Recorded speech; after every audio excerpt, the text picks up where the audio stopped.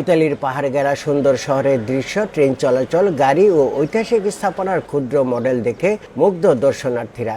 নিখুঁত কারুকাজে তৈরি এসব মডেল যেন বাস্তব পৃথিবীর ছোট সংস্করণ। আয়োজকরা বলছেন, এটি শুধু প্রদর্শনী নয়, সৃজনশীলতা ও প্রযুক্তিকে একসঙ্গে তুলে ধরার একটি উদ্যোগ। এই উদ্যোগের বিশেষ কারণ তরুণদের মধ্যে মডেল বিল্ডিং চেনানো, যা অনেকে এখনো চেনে না। আমরা এখানে সৃজনশীলতা বিকাশের সুযোগ তৈরি করে দেই। প্রদর্শনীতে আসা অনেকের মতে, বর্তমান সময়ে তরুণদের প্রযুক্তি নির্ভর জীবন থেকে সৃজনশীল কাজে ফিরিয়ে আনতে এমন আয়োজন গুরুত্বপূর্ণ ভূমিকা রাখতে পারে। বিশেষ করে নতুন প্রজন্মকে মডেল বিল্ডিং এর মতো শখের জগতের সঙ্গে পরিচয় করিয়ে দিতেই এই আয়োজন। বর্তমানে ছেলেমেয়েরা শুধু মোবাইল নিয়ে সময় কাটায়। এই প্রদর্শনের মাধ্যমে নতুন জেনারেশন অন্য কিছু চিনতে পারবে এবং আশা করি তাদের মধ্যে একটা সময় মডেল বিল্ডিং এ আগ্রহ বাড়বে। এই প্রদর্শনী নতুন জেনারেশনের জন্য একটি চমৎকার উদ্যোগ।